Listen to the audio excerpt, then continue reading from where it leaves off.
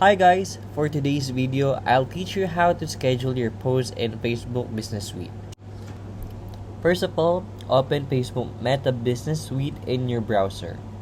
Once you are in the Facebook Business Suite, you will be directed to the home page and look for planner icon which looks like a calendar at the left sidebar of the screen and click that. We can choose the month tab to better have a wide visual. Let's say I want to schedule it on the 25th of December. The button will appear once you hover your cursor, and once you click the plus sign button, it will give you an option, which is the 4 options, but we will only focus on scheduled posts. It will direct you to the new page and it will let you to set the date. So let's say 11 a.m. in the morning, then click save.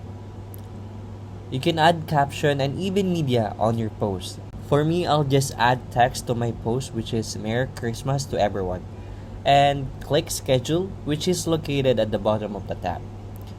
To double check, we can go back to the calendar just to make sure. And that's it. I hope you learned something today.